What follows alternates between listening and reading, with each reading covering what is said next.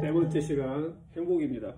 아까 지난 시간에 그 얘기를 하다 까먹었네. 인생에 대해서 얘기했을 때 학생일이 즐겁게 계속 제가 왜라고 여쭤봤더니 즐거운 걸 자기 내가 좋아하니까 한다고 그랬잖아요. 그건 이제 인생을 개인을 이제 진화론적으로 봤을 때 인간이 호기심을 갖고 새로운 거에 대해서 가치를 느끼는 게 즉 도움이 된다고 판단하는 거죠. 그러면은 뭐 이번 주제랑은 좀 다르지만 이어서 말을 하자면은 왜 인간은 그렇게 설계 이렇게 됐을까? 왜 그렇게 만들어졌을까? 라고 하면은 종기적인 걸 떠나서 진화론적으로 봤을 때 우리는 작은 미생물에서부터 물고기, 우리 조상님이죠. 물고기가 육지 밖으로 나와서 뭐 이렇게 파충류가 됐다고 치고, 네. 파충류에서 이제 포유류로 넘어오고 지나서 거기서 인간이 됐겠죠. 원숭이가 있었고 있잖아요. 인간이 된 거죠. 네. 그러면은 우리 인간은 기본적으로 이 세포, 우리 조상은 결국 이 세포거든요. 세포 안을 보면은 DNA라고 이제 있어요. 세포를 더 쪼개면은 각 물질을 구성하는 정보, 굳이 말하자면 뭐 설계도 같은 거, 뭐 그런 것들이 있습니다. 우리가 모르는 그 정보, DNA가 계속해서 복제를 해가지고 새끼를 낳고 계속 복제를 하는 거예요. 그 과정에서 돌연변이가 일부 발생해서 이렇게 파충류라든지 포유류라든지 다른 형태로 생기는 거죠. 모든 돌연변이가 그렇게 되진 않지만은 수많은 돌연변이가 탄생해서 죽은 것도 있겠지만 살아남아서 이렇게 파충류 같이 새로운 형태의 생명이 탄생할 수도 있는 겁니다. 그 돌연변이입니다, 다. 제가 알기로는. 네. 인간도 돌연변이에요. 수많은 돌연변이가 이렇게 돼가지고 수많은 지금 동물들이 엄청 많잖아요, 동물. 그렇죠? 지렁이도 있고 뭐 새도 있고 공룡도 있었고 다 그렇게 진화된 겁니다. 즉 우리 인간은 세포의 DNA를 수십억 년 전부터 계속 새끼에서 진화하면서 발전하는 방향으로 이루어진 집합체예요. DNA 집합체입니다. 저희는 우리 뇌의 목적이 뭔지 아세요? 다음 세대에 우리가 새끼를 낳아서 저희의 목표는 새끼를 낳아서 보다 진화론적으로 맞는 자손들을 번식하는 게 우리의 목적입니다. 여러분의 목적도 그렇게 설계되어 있어요. 네. 이해돼요? 여러분도 여러분의 새끼를 낳아가지고 조금 더 우리 DNA가 원하는 방향으로 진화된 새끼를 낳는 겁니다. 네. 자, 그런 의미에서 행복이 뭘 것 같습니까? 이런 의미에서 봤을 때 행복. 저요. 네, 말씀하세요. 행복은 네. 우리가 그 새끼가 나와가지고 네. 진하게 만드는 그런 성취감? 그렇죠. 이 관점에서 봤을 때 행복은 우리가 좋은 유전자를 더 발전시켜서 나의 자손들이 나보다 더 발전된 형태로 잘 키워나는 것이 우리의 행복이겠죠. 그 행복을 요즘 관점에서 얘기하면 어떻게 될 것 같아요? 이쁜 여자, 멋있는 남자랑 결혼해서 돈 많은 남자가 결혼해서 좋은 사회적 환경에서 자식들을 많이 낳아서 자식들 교육을 강남에서 잘 시켜가지고 또 자식들을 좋은 대학 보내고 사회 상류층으로 올려서 키우는 게 행복인 겁니다. 이 사회에서. 이해되셨어요? 네. 그래서 사람들이 지금 그렇게 사는 거예요. 왜 자기 자식한테 그렇게 돈을 쏟아붓고 사교육을 할까요? 진화론적으로 봤을 때 내 새끼를 키우는 것이 행복인 거예요. 학생이 말씀하셨어요. 그러면요, 네. 생각을 조금만 다르게 하면 네. 그 좀 다르게 그거 할 수 있는 거잖아요. 그러니까 10명의 사람 중에서 한 명만 생각 바꾸고 9명만 이렇게 사교 그렇게 하면 한 명의 그 생각만 한 게 바뀌면 경쟁력도 적어지니까 좋을 수도 있겠네요. 무슨 소리 하는지 모르겠어요. 네, 모르겠죠. 네. 자, 계속 하면은 그래서 이사에서 말하는 진화론의 관점의 행복은 이런 겁니다. 그런데 상식적으로 생각해 보세요, 여러분. 모든 사람이 강남에 살고 모든 사람이 서울대 갈 수는 없잖아요, 그렇죠? 네, 그러면은 그런 말이 있는데. 아니 그러니까 제 얘기, 그 얘기 아니라 그러면은 서울대 못 가고 강남에 못 가는 사람들은 불행해야 될까요? 아니요. 안 돼, 실제로 불행해 합니다. 아니라고 여러분들 얘기했지만은 여러분은 그 과정을 겪어보지 않았기 때문에 얘기하는 겁니다. 그냥 상상으로 얘기하는 거고 실제로 겪어보는 대부분 어른들과 성인들은 불행하다고 생각합니다. 그런 부분에서. 정확히 말하면 불행이보단 행복하지 않다라고 느끼는 게 맞겠죠. 네. 나는 강남에 살지 못해. 불행해. 행복하지 않아. 집값도 별로 안 좋고, 그리고 나는 서울대를 못 나왔어. 실제로 약간 행복하지 않아. 대부분 그렇게 느껴요, 사실이. 예, 학생님 말씀하세요. 예. 그러면 여기도 그렇게 느껴요? 어느 정도는 그렇게 느낍니다. 나도 그렇게 훌륭하고 똑똑하고 잘 나왔으면 더 좋았을 테라는 생각을 하죠, 저도. 예, 말씀하세요, 학생님. 근데 그렇다고 모두가 다 행복하지 않는 건 아니에요. 자, 그래서 제가 이 얘기를 드리는 거예요. 예. 그러면은 100명의 사람이 있다고 치면은 당연히 좋은 상류층에 갈 수 있는 사람은 한두 명일 텐데 나머지 98명은 행복하지 않아야 되는가? 정확히 말하면 불행해야 되는가? 라는 질문을 했을 때 엄밀히 말하면 맞습니다. 98명은 불행해야 돼요. 그리고 한두 명이 행복해야 됩니다. 왜? 그래서 이 사람들이 또 자식들을 많이 낳아서 여기서 또 경쟁을 하는 거예요. 또 불행하고 딱 이렇게 되면 계속 이렇게 되면 어떻게 될 것 같아요? 계속 똑똑해져요. 그렇죠. 그게 이 진화의 방향입니다. 계속 똑똑한 상황이 가야 되는 게 진화론적으로 맞는 상황이에요. 우리 DNA가 선택한 결과입니다, 그게. 자, 이거 이제 그 진화론적 얘기예요. 동물적으로. 그러면은 제 개인적으로 말씀드릴게요. 진화론적인 세계관도 있겠지만 다른 세계관도 존재합니다. 종교적인 세계관. 기독교, 불교. 불교에서는 스스로 스님이 돼서 깨달음을 얻어서 행복을 갖고 해탈하는 것이 최상의 선이라고 얘기하죠. 그럼 종교를 믿는 사람들은 그게 행복인 거예요. 그렇죠? 기독교를 믿어서 예수님을 믿어서 천국 가시는 분들은 또 그게 행복인 거죠. 네.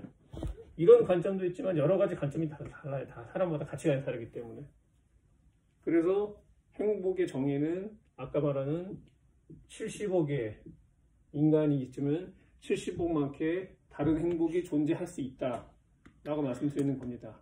그러나 이 사실을 알고 있는 사람들은 별로 없어요. 대부분 사람들은 다른 사람과 자신을 비교합니다. 아, 나도 저렇게 저 사람처럼 했으면 좋겠는데 비교하면서 이런 진화론적인 관점, 종교적인 관점, 뭐 다른 관점에서의 최상위층을 비교해서 자기가 그렇게 되지 않다는 거에 대해서 행복하지 못하고 느껴요. 행복하지 않다고 느껴요. 근데 저는 어쨌든 그게 설사 사실이다 하더라도 그렇게 행복하지 않다고 느낄 필요는 없다라고 생각합니다. 왜? 왜냐면은 행복의 가치는 제가 전에 말씀드렸다시피 자유랑 비슷해요. 자유 기억나실지 모르겠지만은 감옥에 30년 있다 나온 사람은 그냥 밖에 걸음만 당겨도 너무나 자유롭고 행복함을 느낍니다. 30년 동안 갇혀 있다 나왔으니까. 그렇잖아요. 얼마나 행복하겠어요. 맛있는 빵도 사 먹을 수 있고 치킨도 먹을 수 있고 마음대로. 그렇죠? 우리 자유를 느끼죠. 행복도 마찬가지예요. 여러분은 매일 뭐 치킨이나 뭐 떡볶이 먹고 싶은 걸 편하게 먹을 수 있으니까 행복하다 느끼지 않을 수 있겠지만은 치킨 한 번 맛있게 먹는 게 행복인 사람도 이 세상에 세고 셌어요. 상대적인 거예요. 여러분이 그걸 모르고 있을 뿐인 거지. 상대적인 겁니다. 자기 방이 있다는 것을 행복하게 느끼는 사람도 엄청 많아요. 여러분은 자기 컴퓨터나 자기 핸드폰이 있지만은 행복하다 못 느낄 뿐이지 그게 행복하십니다. 즉 자유나 행복은 다 개개인적이고 상대적이다. 자기가 행복하려고 마음먹으면 충분히 행복할 수 있고 자유할 수 있다 라고 말씀드리고 싶어요. 네? 질문 있어요? 자, 그리고 마지막 하나만 얘기해 드릴게요. 여러분이 봤을 때 제일 부럽고 잘 나간 사람이 누구예요, 이 세상에서? 세상에서. 네, 뭐 예를 들면 삼성전자 회장이 뭐 이재용 부회장이 될 수도 있고, 여러분이 말하는 뭐 연예인, 뭐 예를 들면 여러분이 봤을 때 제일 똑똑하고 잘 나간 사람이 누구예요, 이 세상에서 지금? 가장 똑똑하고 잘 나간 그러니까 여러분이 부러운 사람. 부러운 사람. 자, 한번 설명해 줄게요. 그 삼성전자 이재용 씨가 재산이 제가 잘 모르지만 한 10조 있어. 10조 있어, 10조. 헐. 엄청 많죠. 보통 사람이 재산이 얼마 있다고 칩시다. 한 10억이라 칩시다. 10억. 네. 아까 1억이라 칩시다. 간단한 1억. 10조면 얼마예요? 10조면 하나, 둘, 셋. 1억이 하나, 둘, 셋, 넷. 어쨌든 10만 배네. 보통 사람보다 10만 배 부자예요. 이재용 씨가. 그럼 10만 배 더 행복할 것 같아요? 아니에요. 왜 아닐까요? 그럼 몇 배 행복할 것 같아요?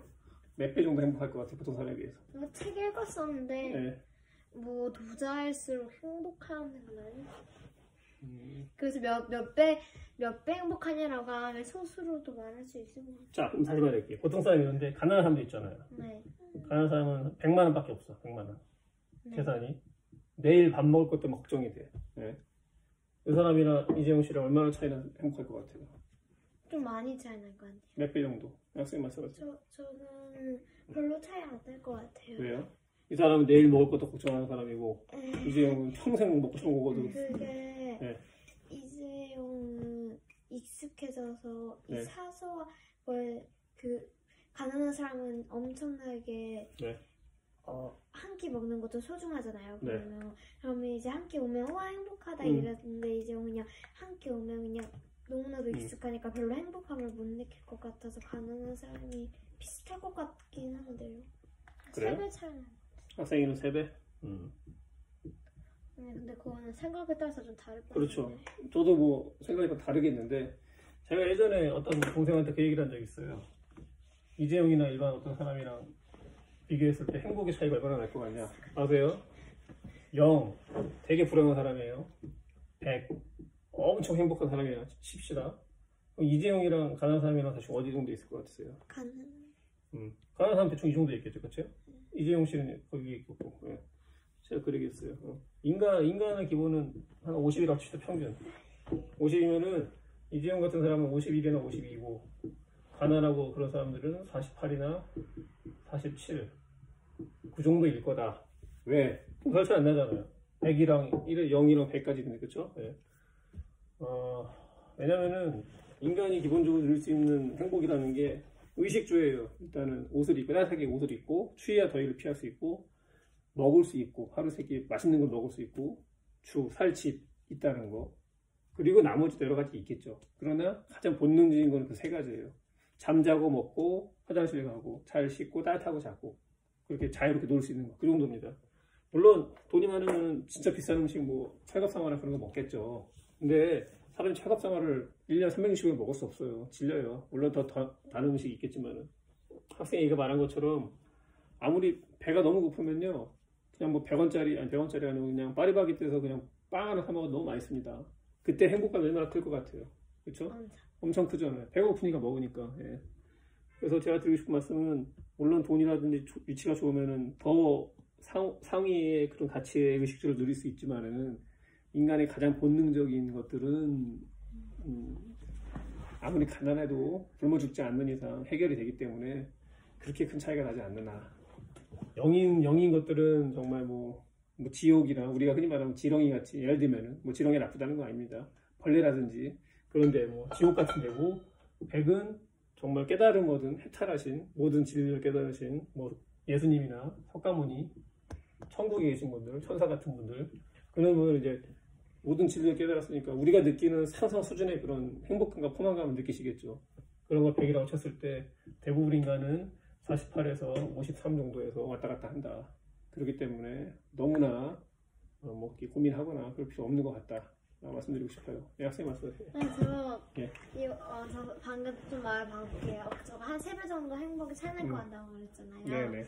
근데 생각만 예를 들어서 몰카로 가는 사람한테 뭐 로또 당첨됐습니다라고 하면 그때는 그 행복감이 엄청나게 올라갈 것 같아서 네네. 그거 생각만으로도 그거 생각만으로도 그 부자 뭐 자산 그런 거 상관없이 네. 행복감이 좀 클 것 같아가지고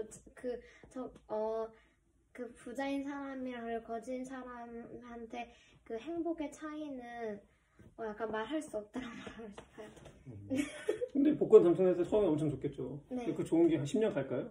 10년 안 갈걸요? 그러니까 이제 시간적의 차이에서. 네, 그렇죠. 그런 즐거움은 이제 또 금방 있다 없어지겠죠. 물론 저도 복권 당첨 안 된 적이 없어서 모르겠어요.